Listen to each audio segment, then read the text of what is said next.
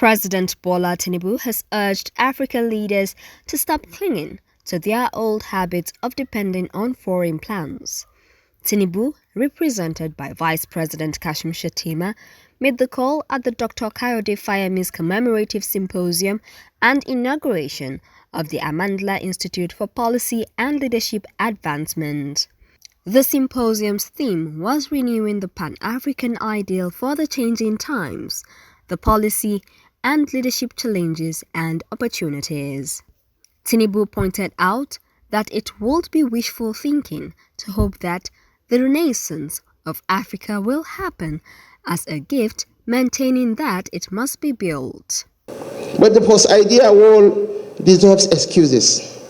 With the democratization of knowledge, we must empower our youth to innovate in tech hubs across the continent, from Cairo down through Nairobi to Lagos, building unicorns without the permission of any gatekeepers. What they lack is not ideas, but ecosystems, systems where policy, funding, and the political will converge to scale their journeys. My candid advice for the African youth is that you are the first generation with tools to leapfrog colonial legacies.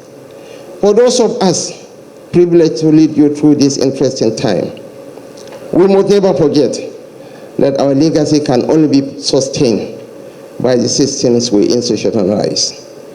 Africa seeks collaboration, not patronage. This is the vision I hope Amandla Institute to convey to the world. We are not a testing ground for experiments, but equals in co-creating solutions. As we ponder the pioneers, let us channel their restlessness. Let this symposium be remembered not for its eloquence, but for its ignition.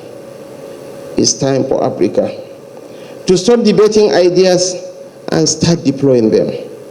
Earlier, former South African President Thabo Mbeki said development aspirations and targets across Africa have largely not been met due to factors such as inadequate resource mobilization and poor leadership. One of the things Africa must do through the AU is urgently to convene a high-level African think tank with the tasks: one, to review all the policies and programs in which the continent is engaged to achieve sustainable development, and two, to make recommendations with timeframes about the actions to be taken to achieve various objectives, such as those that are stated in agendas 2030 and 2063.